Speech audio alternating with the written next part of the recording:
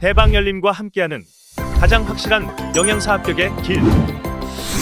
영양사 강의 진행 20여 년 이상, 수많은 합격생들이 추천하는 영양사 특강, 5인의 영양사 합격 전문 교수팀, 20여 년 이상 꾸준히 보완되어 온 강의용 교재. 유사상호를 주의하세요. 대방열림. 안녕하세요. 네, 안녕하세요. 네, 반갑습니다. 영양교육을 담당하는 이승훈입니다. 이 시간부터 영양교육에 대해서 우리가 공부를 할 건데요. 수업에 들어가기에 앞서서 영양교육에 관한 짧은 오리엔테이션하고 그 다음에 출제 비율, 몇 문제나 출제가 되는지, 어떤 파트를 중점적으로 봐야 할지, 그리고 공부하다가 막히거나 할 경우에 어디에다 물어봐야 할지 몇 가지 전달을 좀 해드리고, 그리고 수업을 시작하도록 하겠습니다. 자, 우선 영양교육 과목은 우리 식품영양학과에서 몇 안 되는 문과 쪽 과목이에요. 그래서 어렵다고 생각하시는 분들은 굉장히 어렵게 생각을 하시고, 그리고 쉽게 생각하시는 분은 이거 효자 과목 아니냐, 평균을 올리는 그런 과목이다, 이렇게 생각하시는 분들도 있는데, 다른 시험 과목들이 보통 한 65% 정도가 이과 쪽 파트여서 문과 쪽 개념이 조금 어렵게 느껴지시는 수험생들이 좀 많이 있습니다. 그런데 다행인 것은 매년 14문제 정도밖에 출제가 되지 않는 조금 비중이 작은 과목이기도 하고, 그리고 주로 용어에 관한 문제, 그 다음에 영양교육의 방법에 관한 방법론에 대한 문제, 그 다음에 영양교육 정책이나 더 중요한 게 하나 있죠. 상담 기법이나 상담 이론. 이 부분은 이제 사업과도 관계가 있는데 주로 이쪽 부분이 많이 나오는 부분이어서 여기에만 중점적으로 보시면 14문제를 다 맞추시는 것도 그렇게 어렵지가 않고, 뭐 틀려봐야 한두 문제 정도 틀리는 그런 정도의 정말 우리의 평균을 올려주는 좋은 과목이 아니겠느냐 하는 생각이 듭니다. 우리 수업은 이게 첫 번째고, 두 번째고, 수업은 이론 수업이 있고요. 교재 받으셨지만 이론이 아주 짤막하게 요점 정리가 되어 있어서 필기가 좀 많이 필요하실 거예요. 되게 좀 축약을 시켜놨기 때문에 쓰는 것이 굉장히 손을 통해서 눈으로 보고 쓰는 것이 머리에 숙지가 되는데 굉장히 많이 도움이 되거든요. 그래서 요약 정리본이 있다고 하더라도, 뭐 출력된 게 있다고 하더라도 우리 교재의 빈칸에다가 제가 일부러 빼놓은 부분들을 쭉 판서를 하면은 그걸 같이 좀 적으면서 한 번, 두 번, 또 문제풀이 할 때 또 들어가거든요. 기출문제들이 2019년부터 19, 20, 21, 3개년간의 누적된 기출문제들이 있기 때문에 그 기출문제들을 같이 한번 풀어볼 거고, 거기다가 이제 예상문제까지 단원이, 한 단원이 끝나면 바로 그 단원의 기출과 예상 문제들을 뒤에 가서 풀어보고, 그렇게 진도를 나가도록 할 겁니다. 그런데 제일 어려워하시는 부분들이 뭐냐면 요 용어 부분이거든요. 용어 부분들이 보통 한자 용어이기 때문에 뜻이 그렇게 우리말처럼, 순우리말처럼 바로바로 다가오지 않는 부분이 있어서 최대한 용어에 대한 설명을, 어떤 설명, 이 개념에 대한 설명을 충분히 해드릴 겁니다. 그리고 계속적으로 반복을 할 건데, 여기서 중요한 게 뭐냐면 유사용어 또는 동의어. 예를 들어서 건강신념 모델 그러면은 헬스 빌리프 모델 그래가지고 약자로 영어로 쓰기도 하지만, 건강 빌리프가 믿음이니까 믿음 모형 이렇게 쓰기도 하거든요. 근데 건강 신념 모델 또는 얘네들을 서로 섞어서 쓰기도 하니까 건강 믿음 모델, 건강 신념 모형, 뭐 이런 것들이 있어서 이런 동의어들이 우린 일단 단어가 틀리면 겁이 나는 부분들이 있거든요. 왜 그러냐면 수업 시간에는 그렇지가 않은데 시험장에서는 OMR 카드에 표시를 해야 되는데 하다못해 뭘로 할까요? 그런 거 있어요. 외래어의 표기가 조금 발음상 달라서 모기가 옮기는 질병 중에 댕기열이 있는데 댕기열은 댕기 피버 영어 단어인데 그걸 댕그열이라고 표기를 할 수도 있거든요. 댕그. 근데 기하고 그만 달라도 이게 여기선 괜찮아. 근데 시험장에서는 아무것도 없이 컴사하고 OMR 카드하고 시험지만 있으니까 그래서 그런 부분들을 시간이 있을 적에 우리가 이건 같은 뜻이야. 이건 좀 다른 의미야. 이런 부분들을 설명을 해드리고 갈 겁니다. 이게 되게 기본이 되기도 하고요. 이 기본을 통해서 유추해서 답을 뽑을 수 있는 것들이 꽤 많이 있어요. 그리고 얘도 어차피 암기가 필요한 과목인데 암기도 그냥 단순 암기를 하면 우리가 암기할 게 얼마나 많아요. 생화학도 있고 뭐 영양학도 있고 뭐 이게 메이저인데 이 영양교육에서까지 우리가 뭐 다 암기를 해야 되느냐? 예. 이해를 통한 암기를 하면 훨씬 오래가고 쉽고 달달달달 외우지 않아도 되는 부분들이 있어서 용어의 뜻, 의미를 이해를 해서 그걸 토대로 해서 암기를 하면은 외우시는데 공부하시는데 어렵지 않을 겁니다. 그 다음에 중요한 거 마지막으로 공부하다가 막혔거나 문제집이 내가 다른 문제집에 있어서 열심히 공부하다가 풀어보는데 해답이 다르다거나 설명이 다르다거나 그러면 확인을 하고 싶은데 영양교육이 뭐 그렇게 굉장히 어렵거나 대단한 과목이 아니어서 몰라서 질문한다기보다는 그런 부분들이 있죠. 확인하고 싶은 거죠, 이제. 예, 이 문제집에서는 이 문제를 정답을 3번으로 했는데, 이거 똑같은 문제 같은데 여기서는 4번이라고 했는데, 아니, 선생은 수업 시간에 이거가 2번이라고 했단 말이죠. 그러면은 도대체 어떻게 확인을 해야 되느냐? 아시죠? 개강한 지가 며칠 됐으니까 네이버에 영양만점, 위생만점. 여기 카페에 들어오시면은 영양사 게시판 따로 있고 심지어는 제 이름에 붙어있는 게시판도 있으니까 뭐 거기든 영양사 게시판이든 여기다가 질문을 올려주시면은 24시간 안에 확인을 하실 수가 있을 거예요. 뭐 질문에 대한 해설 이게 아니라 확인을 하실 수가 있을 거예요. 제가 매일 아침 5시에서 6시 사이에 게시판을 한 바퀴 쭉 돌면서 제가 가르치는 과목들의 게시판을 돌면서 그게 일상의 루틴이거든요. 그러니까 새벽 한 2시에 올렸다. 그러면 5시, 6시에 확인을 하실 수가 있을 거고 아침 7시, 8시에 올렸다 그러면 그 다음날 6시쯤에 확인을 하실 수가 있을 겁니다. 그렇게 해서 간단하게 과목에 대한 정리를 좀 오리엔테이션을 좀 하고요.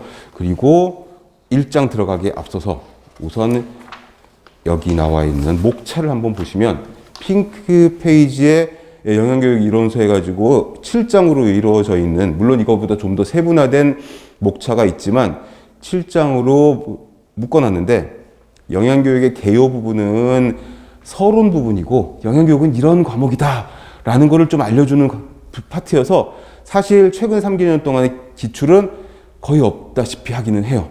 근데 1장을 모르면 2, 3, 4, 5, 6, 7, 8을 넘어가기가 쉽지가 않기 때문에 그쵸. 일단 A, B, C, D를 알아야 뭐 단어를 만들고 구구단을 외워야 뭐 인수분해도 하고 뭐 근해 공식도 뭐 이렇게 되는 거 아니겠습니까? 그러니까 1장을 용어 설명에 치중해서 차분하게 설명을 해드리고 그냥 2장서부터 본격적으로 이제 출제 비율이 확 높아져요. 영양교육을 어떻게 할 거냐? 영양사업을 어떻게 할 거냐? 이 부분이 이제 여러분들이 영양사 면허를 취득하고 실제로 현직에서 실무에서 필드에서 일을 하게 되면은 맞닥뜨리는 게 이런 거거든요. 기업체, 산업체, 학교에 또는 병원의 영양사가 식단만 짜나요? 그게 아니거든요. 그쵸? 제일 중요한 얘기를 빼먹을 뻔했네. 이 빨간색으로 하면은 이 동영상 보시는 분들이 잘 안 보이시니까 흰색으로 할게요. 제일 중요한 거는 이 과목을 공부하는 가장 좋은 방법은 이거예요.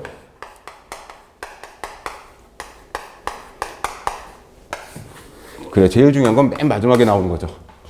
감정이입을 해서 공부하는 거예요. 네. 내가 머릿속으로 상상을 하는 거죠.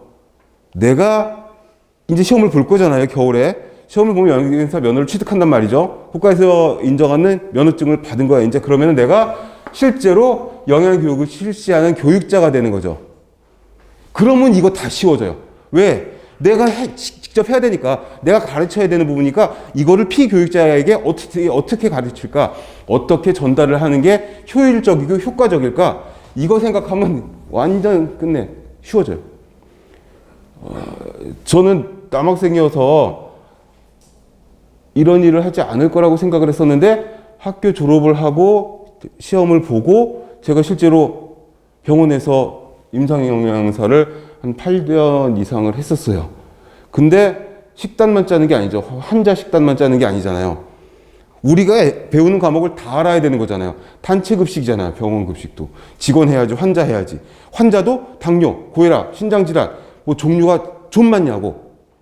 그런데 정말 빅3, 빅5급의 큰 병원들은 영양사가 여러 명 있고 막 이렇겠지만 웬만한 500병상에서 800병상 사이의 종합병원은 영양사 한둘밖에 없거든요. 저는 혼자 했어요. 550병상에. 그러면 다 해야 되는 거야.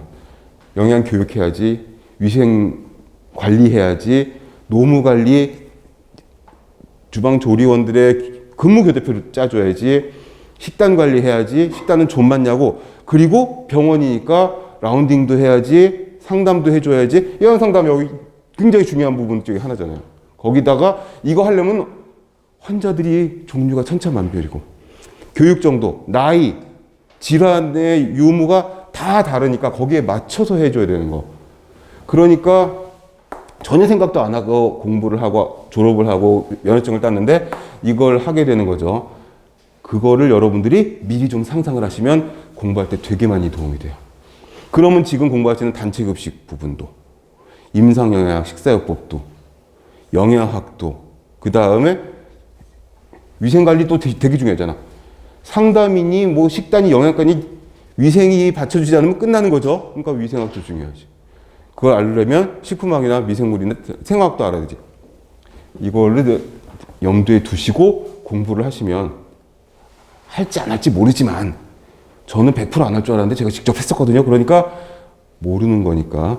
자, 2장부터 7장까지 내가 실제로 필드에서 내가 어디 갈지 모르지만 학교를 갈지 산업체를 갈지 병원을 갈지 어디를 갈지 모르지만 거기서 피교육자들, 나는 교육자가 되는 거니까 국가가 인정한 면허증을 취득을 하면 어떻게 내가 할 것인가를 생각을 하시면 이거 다 쉬워져요. 내가 직접 할 거니까 이렇게 하면 좋겠다. 아이들에게 무슨 영어를 섞어가지고 막 설명 아니잖아요. 노인들에게는 어떻게 할 건가? 교육 정도가 높거나 낮거나 환자들에게는 어떻게 할 거냐? 이런 것들이 다 여러분들 머릿속에서 정리가 되실 거예요. 자, 첫 페이지 1페이지부터 들어가 보도록 하겠습니다. 영양교육은 교육이에요. 앞에 영양자가 붙었지만 영양교육은 어차피 교육이거든요. 교육은 목적으로 합시다. 목적이 좀 더 포괄적이니까 목적이 한 가지예요. 교육의 목적은 뭐냐면 행동을 바꾸는 게 교육의 목적이에요. 그쵸? 길을 건널 적엔 손을 들고 건너라. 나갔다 들어와서는 손발을 깨끗이 닦아라. 기침을 할 적에는 입을 가리고 기침을 해라. 어른을 공경해라. 이런 것들이 다 뭐예요? 교육이잖아. 교육은 뭐예요? 행동의 변화. 이게 목적이 되는 거예요. 어떤 행동? 바람직한 행동. 살을 좀 붙였지만 교육은 행동의 변화를 목적으로 한다. 뭐 나쁜 행동을 하라고 교육하는 건 아니겠죠. 그러니까 이건 있어도 없어도 그만이지만 그래도 바람직한 행동, 좋은 행동. 이 영양 쪽에서는 뭐죠? 좋은, 옳은 식습관 또는 식행동을 목적으로 하는 거다. 그래서 거기 첫 줄에 나와 있는 거 이제 구체적으로 들어갑니다. 지식을 전달을 하는 거예요, 교육은. 그래서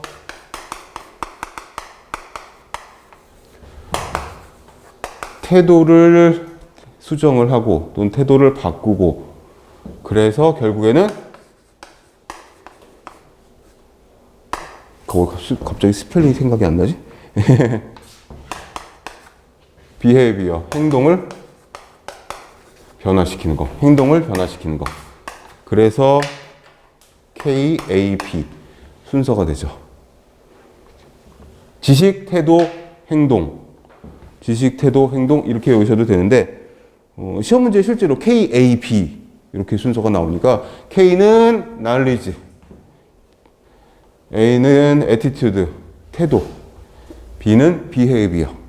요거의 그 순서다. 꼭 알아두시면 되겠습니다. 그걸 설명한 게 요 두 줄짜리입니다. 스스로 행동에 옮기도록 하는 것. 무슨 행동? 건강한 식행동. 잘 익혀 먹어라. 상한 건 먹지 말아라. 위생적으로 처리한 식품을 먹어라. 이렇게 되는 거죠. 그렇게 하기 위해서는 지식이 있어야 되는 거죠. 영양 표시 표 이런 것들 공산품에 붙어 있는데 그 영양 표시 제도에 의한 성분표 이런 것들을 읽을 줄 아는 지식.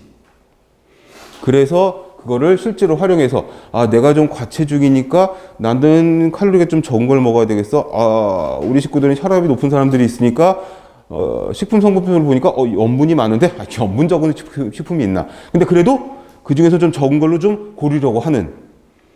그리고 무농약이니 유기농이니 저농약이니 뭐 친환경이니 이런 것도 뭘 알아야 올바른 식행동으로 갈 수 있는 거 아니겠어요? 그리고 여러분들은 내가 알으려고 하는 게 아니라 여러분들은 방금 말씀드렸다시피 나는 이걸 숙지하고 일반인들에게 비전공자들에게 알려주는 거죠. 먹는 거에 대해서 굉장히 우리가 진심인 민족이기 때문에 그죠? TV만 틀었다면 다 먹는 거잖아요. 마치 무슨 기행 프로, 탐방 프로 같지만 사실 식당 소개하는 프로들이잖아요. 전부 다 그래요. 틀면 다 그거예요. 광고도 그렇고.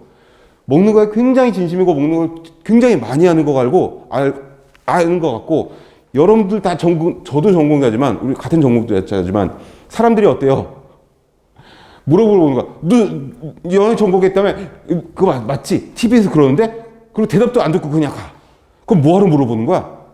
나는 아무 소리도 안 했는데 뭐가 그렇게 몸에 좋다며? 오메가3가 아니 트랜스지방이 나쁘다며? 이러고서 가. 뭐 설명을 해줘. 근데 이거를 좀 알기 쉽게. 그리고 잘못된 지식들이 굉장히 많이 있기 때문에 여러분들은 그런 책임이 있어요. 왜? 이거 교육을 시켜야 되니까. 어딜 가든 병원 가든 학교를 가든 기업체를 가든 기업체는 더 웃겨요. 10몇 명이 점심 식사를 해야 돼. 그럼 여행사 몇 명이 필요해요? 기업체 하나면 되지 뭐. 굉장히 외로운 직업이거든요, 이게. 제가 해봐서 아는데.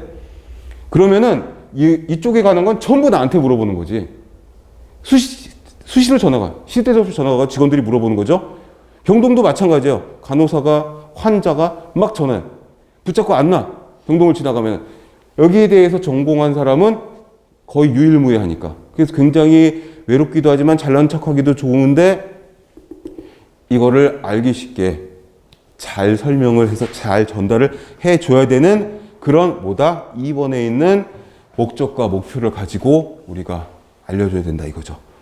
그래서 목적과 목표가 있는데 목적은 조금 더 포괄적이에요. 목표는 조금 구체적인 거예요.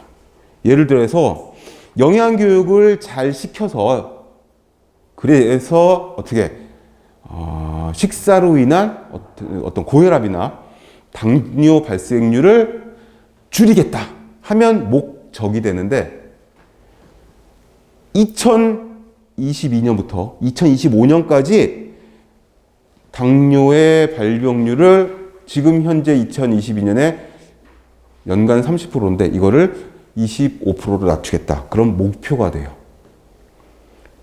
아시겠죠? 목적 안에 목표가 들어가는 그런 목적이 좀 더 포괄적인 내용이 되어서 목적은 바람직한 식단을 유도하게 함으로써 이건 좋은 거, 옳은 거 고르면 되는 건데 여기 목적에 의해서 우리가 이거 우린 전문가니까 이게 필요한 거다. 그런데 전문 용어를 막 써가면서 설명을 하면은 알아듣지 못하는 사람들이 많으니까. 그러니까 우리는 좀 더 쉬운 눈높이에 맞춰서, 눈높이 되게 중요해요. 지식이나 경제적 상황이나 사회적 그 상황에 따라서 눈높이에 맞춰서 전달을 해줘야 되는 거.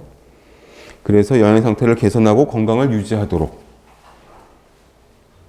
근데 이게 약 먹고서 바로 열이 떨어지거나 바로 소화가 잘 되는 그런 정도의 효과가 아니잖아요.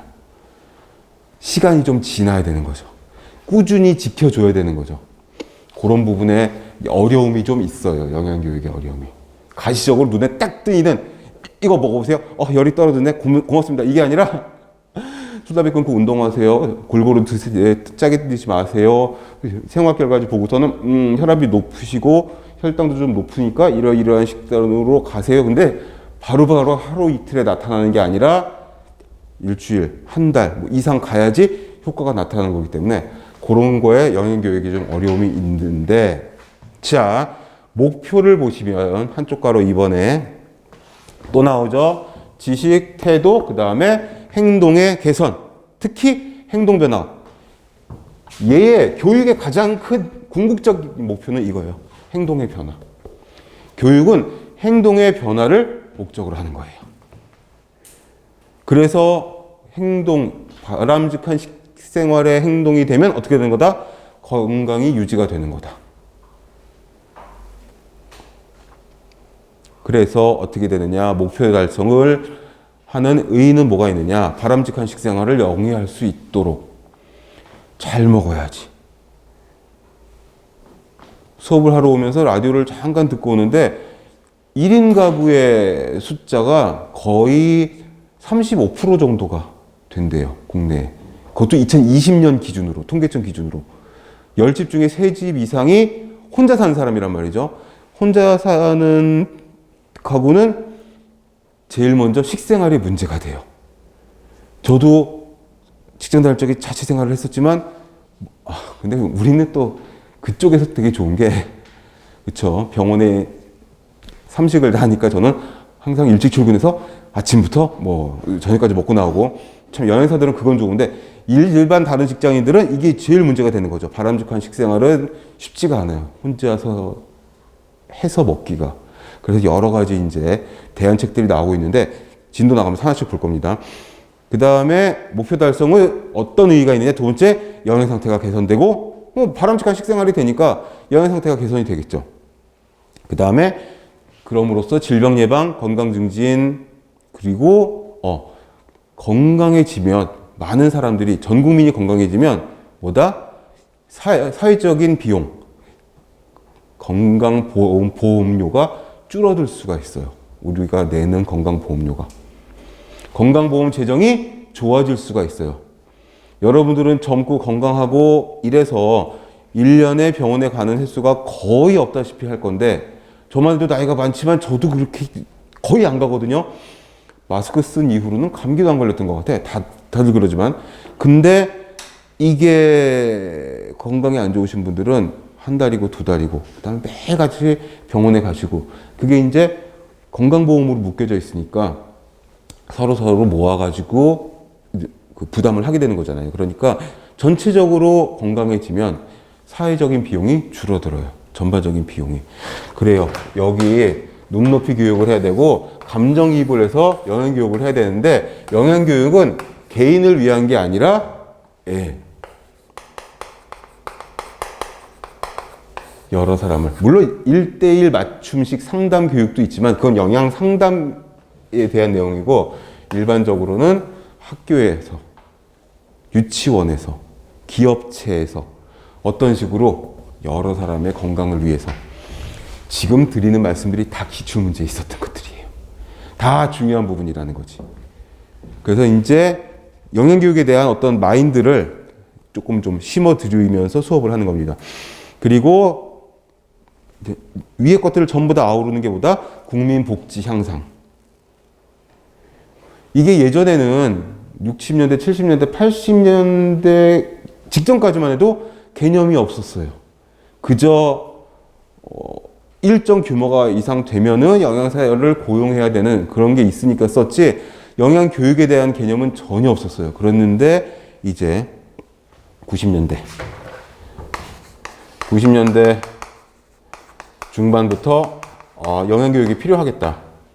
이런 움직임이 생겼어요. 그래서 조금 더 지나가지고 영양 교사도 생기고 이렇게 된 거죠, 학교에. 자, 밑에 있는 4번의 과정을 보시면 영양교육은 일단 제가 말씀드렸다시피 여러 사람, 이건 좀 쉽게 쓴 거지만 커뮤니티죠. 커뮤니티, 지역사회. 좀 묶여있는 사회. 사회라는 게, 사회는 사람과 사람이 모여있는 데잖아요. 그러니까 지역사회, 학교, 직장, 뭐 학원도 그렇고 사람이 모여있으면 그게 사회가 되는데 이게 여러 사람이 모여있는 특히 지역사회는 이제 공간이 카테고리가 되는 거죠. 여기서 영양 상태가 취약한 집단이 누구냐를 찾아내는 거죠. 혼자 사는 가구를 얘기했지만 한 20, 30년 전까지만 해도 독거노인 이런 분들의 건강 상태가 굉장히 취약한 걸로 되어 있어서 이쪽을 많이 연구를 했었고요. 그 다음에 두 번째 영양 문제나 요구를 해결하는 영양 요구라는 건 뭐죠? 이 취약한 집단의 가장 시급한 문제가 뭐냐 이거지. 골고루 먹는 거냐? 아니면 일단 먹는 거냐? 아니면 많이 먹는 거냐? 근데 영양 상태가 취약하다고 하는 그런 경제적인 능력이 좀 떨어질 수가 있으니까 일단 규칙적인 식사부터 그 다음에 영양가도 좀 높여주고 질도 좀 높여주고 막 이렇게 되겠죠. 그래서 우선순위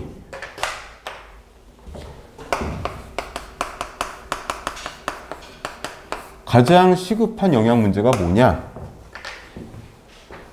우선순위를 따져서 제일 시급한 거. 그 다음에 가장 많은 사람에게 영향을 끼치는 게 뭐냐?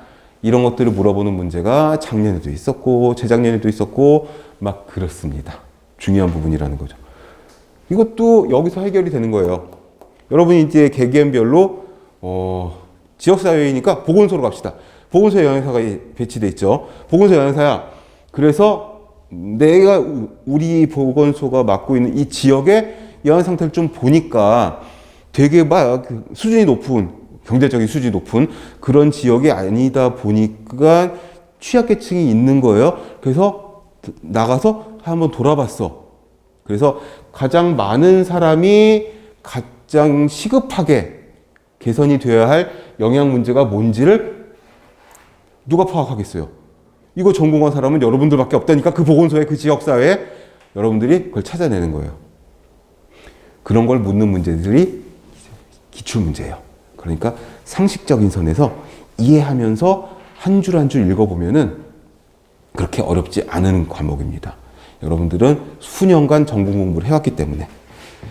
자, 그래서 취약한 집단 대상으로 두 번째 줄에 영양 문제나 요구를 해결하는 요구. 어떤 요구가 있는지. 요구도를 파악하는 거예요.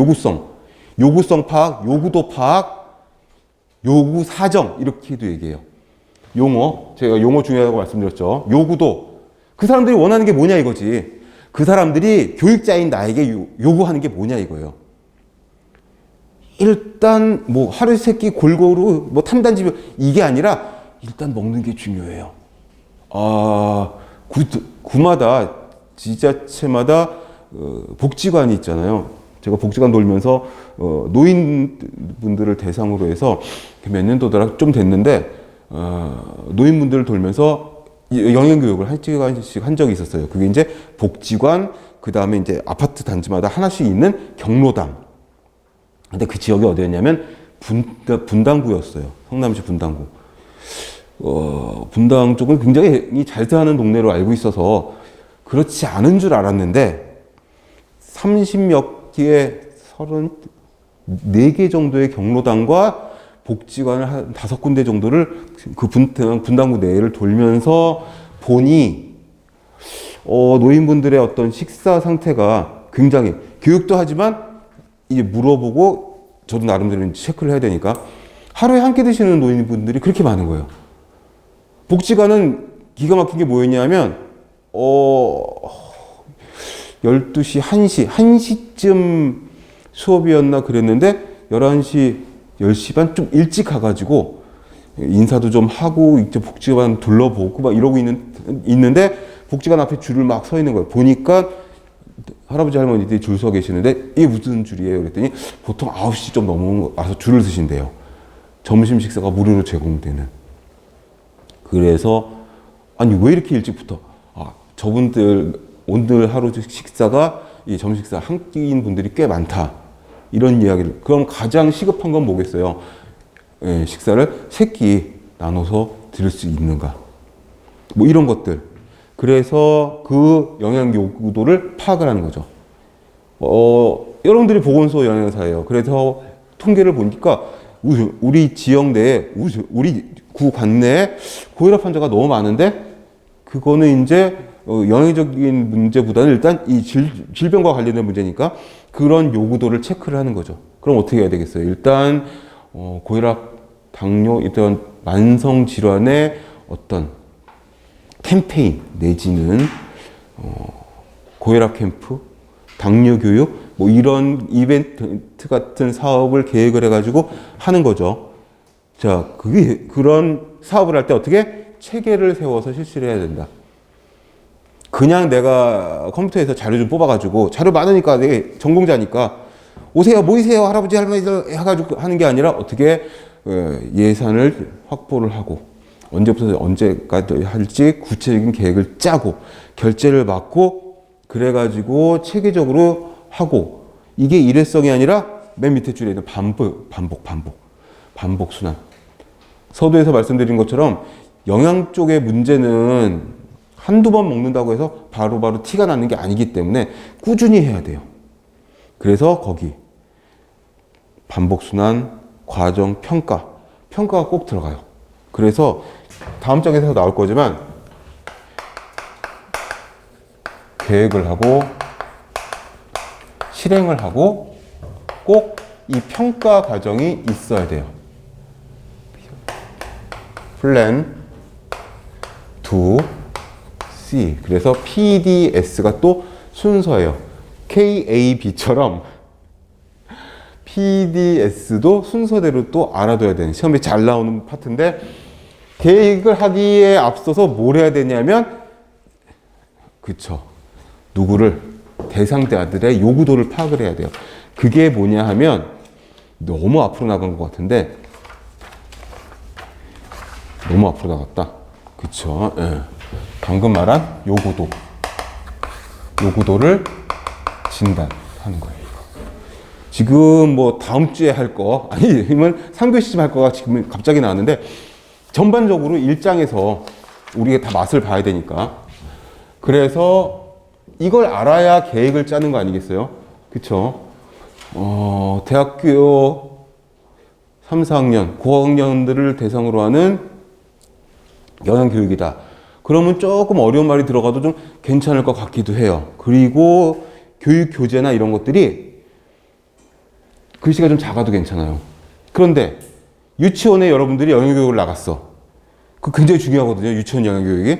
근데 어떻게 글씨가 작거나 유치원 글씨도 모르는 아이들도 있잖아 참. 그러면은 글씨보다는 모형 같은 걸로. 근데 제가 건강보험협회에서 위탁을 받아가지고 분당 지역에 경로당을 나갔어요. 근데 할아버지 할머니들은 물론 배우신 분들도 있겠지만 배우거나 안 배웠거나 어쩌거나 간에 일단 노년기가 되면 눈도 잘 안 보이게 되고 알았던 것도 잊어버리고 젊은 애들도 그런데 뭐 글씨가 작다거나 교재가 영문이 많이 들어가 있다거나 그럼 안 보시죠. 안 봐요. 그래서 그리고 그 노인분들하고 장년층하고 또는 유치원 아이들의 요구도가 달라요. 그렇기 때문에 대상에 맞춰서 대상의 눈높이에 맞춰서 어떤 우선순위가 있는 문제가 있는지를 파악을 해야 계획을 짤 수가 있어요. 그쵸? 아이들이니까 일단 음식 모형이 필요하다. 뭐 슬라이드 PPT 이거보다는 모형이다, 모형. 그 다음에 실행을 하고 평가는 꼭 들어가요. 왜? 여기에 피드백을 줄 수가 있으니까. 앞 페이지에서 뭐라 그랬어요? 반복 실행을 해야 되는데 이거 하지 않고 계속 계획 실행만 하면은 결과가 어떤지, 내가 과연 잘하고 있는지 모른단 말이죠. 그래서 평가를 통해서 잘하고 있다면 조금 보완을 해야 될지, 수정을 해야 될지, 뭔가 평가가 잘 안 나왔다면 전면적으로 바꿔야 되겠죠. 그래서 요 순서대로 교육 프로그램이 돌아가야 돼요.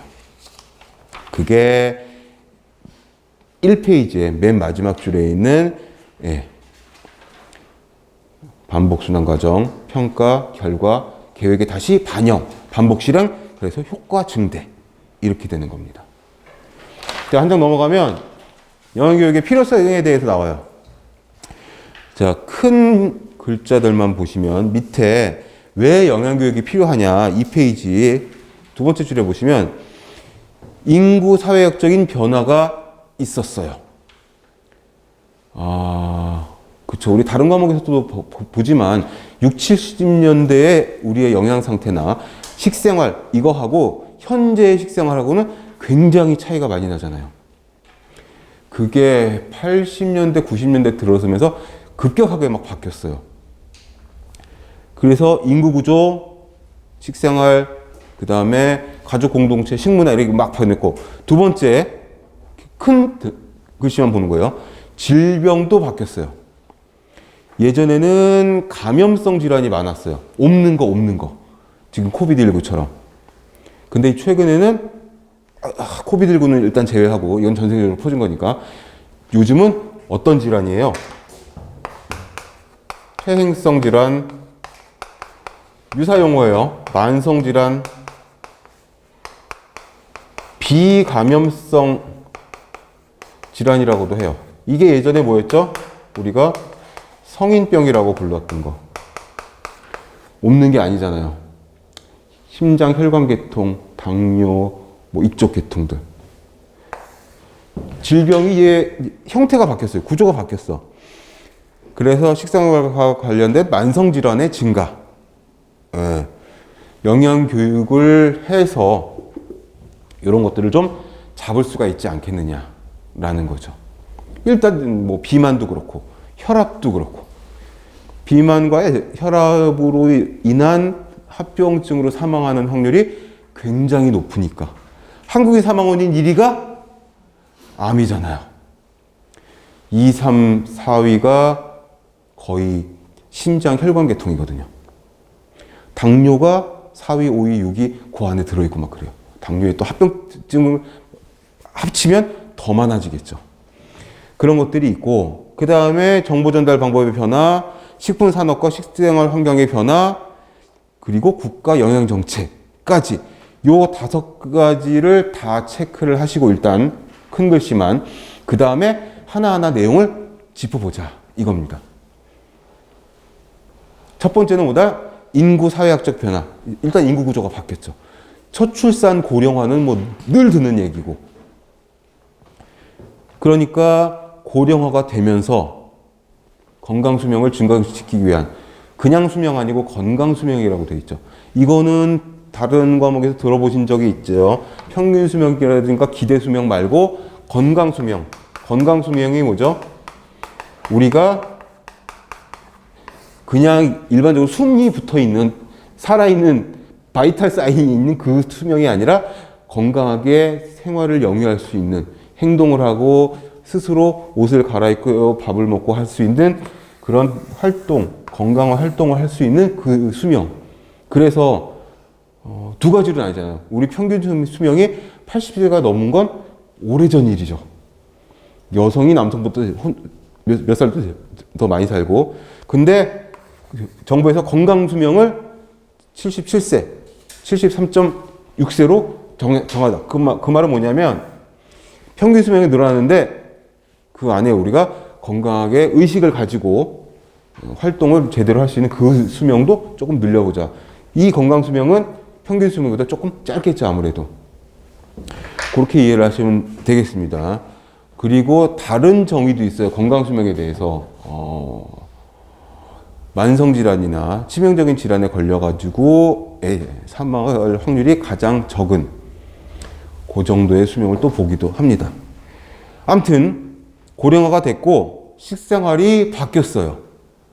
그래서 예전에는 저녁 시간이 되면 가족들이 다 모여서 대가족 제도에서는 할아버지, 할머니, 아버지, 어머니 다 모여서 밥을 먹고 이랬는데 이제는 뭐 다 쪼개진 핵가족, 거기다가 1인 가족 이렇게 되니까 외식, 간편식, 그 다음에 들어보셨죠? 이것도 HMR이라고 해서 홈 밀 리플레이스먼트. 우리말로 뭐라고 하더라?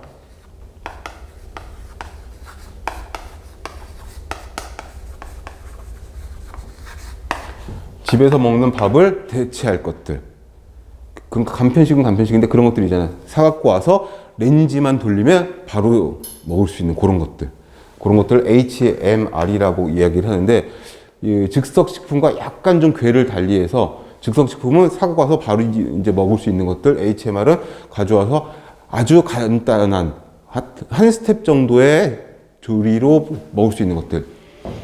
그런 것들을 이야기하는 겁니다. 그런 것들이 들어가 있고요. 그 다음에 사회구조가 바뀌니까 요즘엔 가정에서 살림만 하는 그런 주부들도 잘 없는 그런 상황이어서 그런 주부의 취업이라든지 패턴의 변화 이런 것들이 있는데 중요한 건 뭐냐면 동그라미 2번 밑에다가 하나 써주세요. 그 옆에 보면 가족 구성원 모두 건강한 식생활 실천을 위한 영양교육이 필요하다.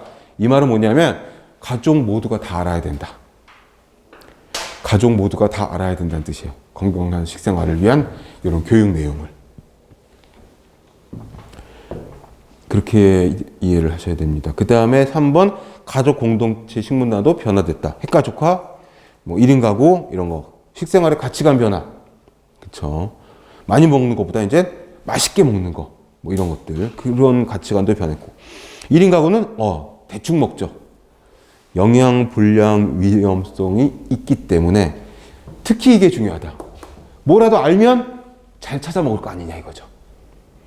의외로 전공자들도 영양 표시 안 보고 광고만 보고 그냥 식품을 선택하는 경우들이 많이 있으니까 얘를 통해서 지식을 줘서 태도를 바꾸게 하면 그냥 포장만 보고 사는 게 아니라 가격만 보고 사는 게 아니라 광고에 나온 것만 그냥 사는 게 아니라 한번 돌려서 뭐가 들어있는지 어떤 성분이 있는지 왜? 뭐 아니까 찾아볼 수 있는 그런 태도 변화와 행동 변화가 생긴다는 거죠.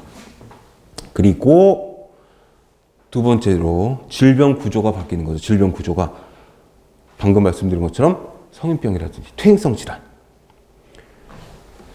실제로 이 중에서 가장 중요하게 생각을 했었던 신장 혈관계통이나 혈당 관련, 당뇨 관련은 사실 얘로 굉장히 많이 잡을 수가 있어요. 운동요법, 식사요법, 무슨 약물요법 여러 가지가 있지만 그래도 식사가 기본이니까. 그리고 세 번째에 있는 정보 전달 방법. 정보의 홍수야. 서두에 말씀드렸다시피 TV만 틀면 다 먹는 거거든. 아니 세상에 유튜브도 유튜브는 좀 다른가? 한 20% 30%는 먹는 것 같아요. 그래도 뭐 먹는 걸 너무 좋아하는 거지. 근데 잘못된 지식이 얼마나 많은지 몰라요.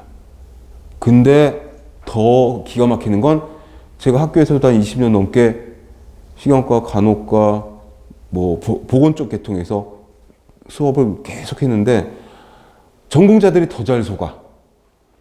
오히려 전공자들이 몰라 아는 용어들이 나와서 그런지 전공자들이 더 잘 속아 넘어가요. 예전에 그런 광고가 있었거든요. 식용유 광고를 하는데 그러는 거지. 식용유, 콩기름이죠. 대두유. 그 가장 믿을 만한 대표적인 국민 어머니가 나와서 그러는 거지. 우리 식용유에는 콜레스테롤이 없어요.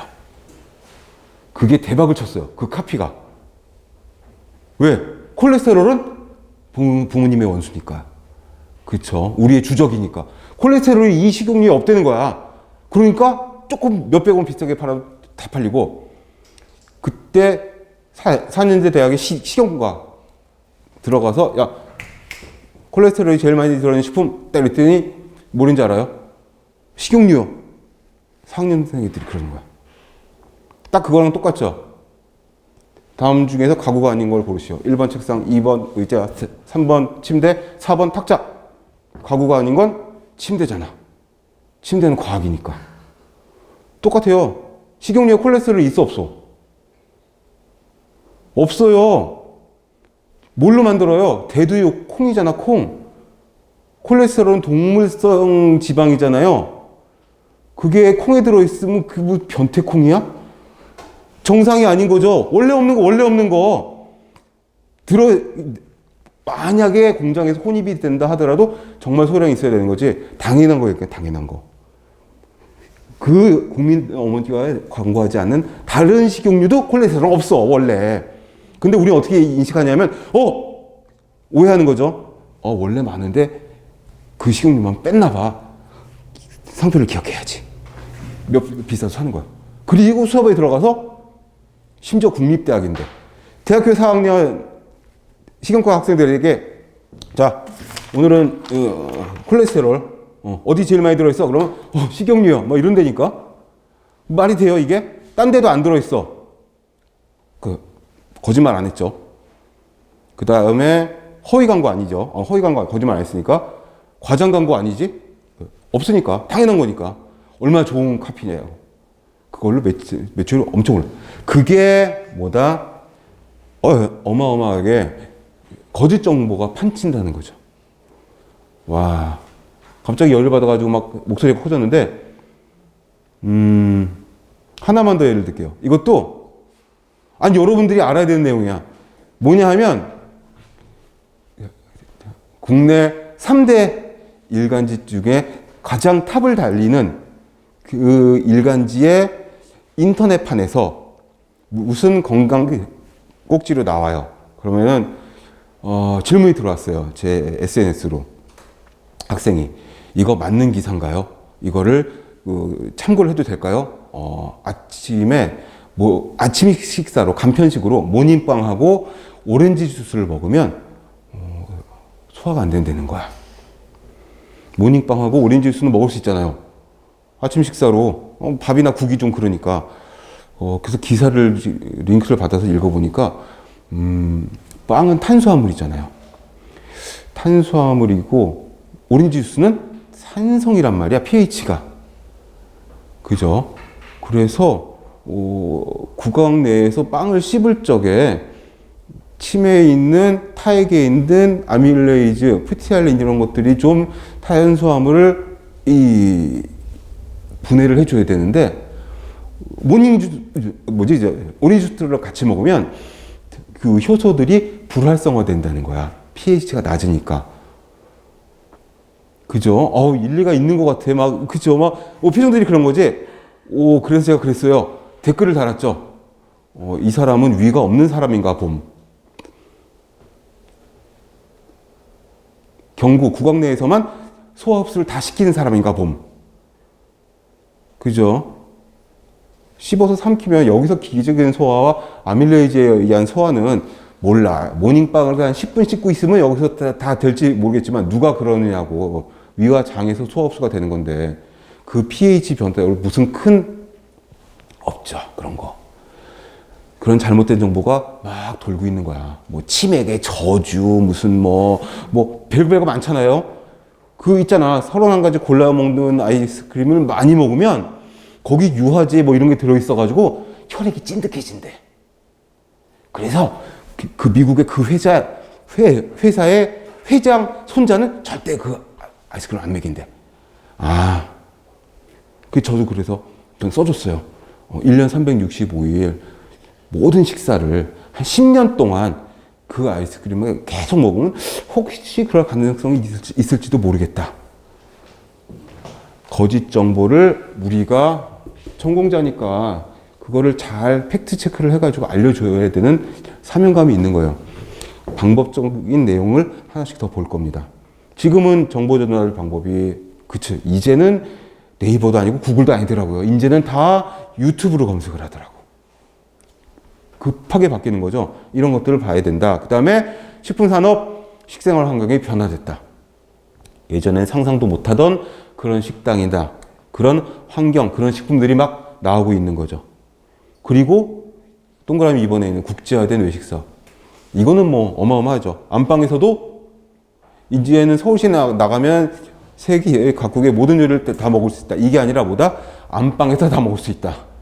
다 배달을 해주니까.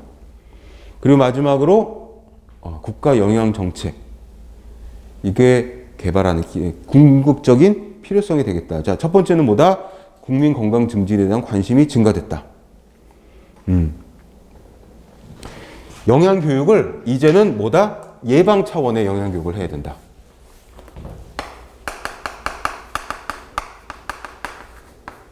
예방 차원의 영양 교육. 이게 95년도에 국민 건강 증진법. 이게 만들어졌어요.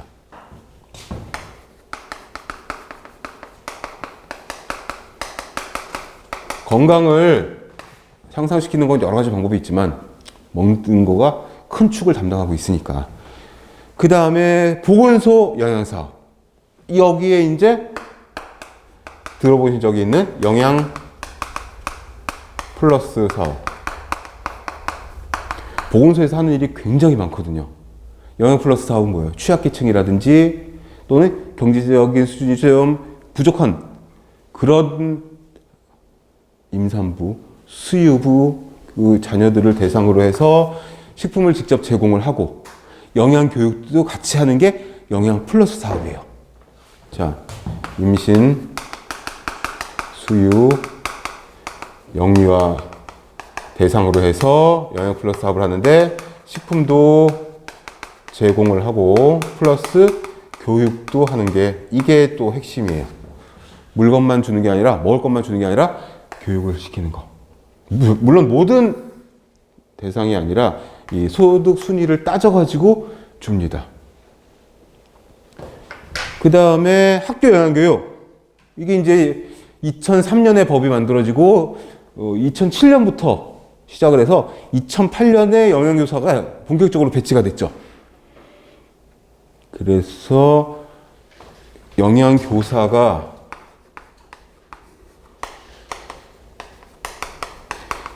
배치가 됐는데 이게 이제 뭐다? 예, 학교급식법에 의한 이거는 법규 시간에 나오겠지만 학교급식법 제7조에 의한 영양교사가 배치가 됐고 그 다음에 어린이 영양관리가 또 관심이 높아졌다.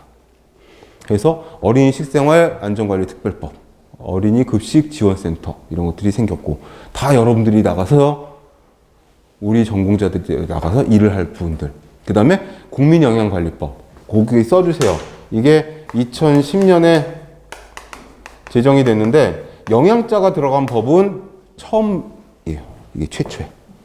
식품위생법, 뭐 식품이나 위생자가 들어간 법들은 많았는데 이 2010년에 국민영양관리법은 처음 영양자가 들어간 거예요. 2010년 이전에 영양자 들어간 법이 없었어요. 해서 여기까지 보시고 잠시 쉬었다가 우리가 2페이지 밑에 있는 영양교육을 실시할 때 어려운 점이 뭐가 있는지 여기부터 다시 보도록 하겠습니다.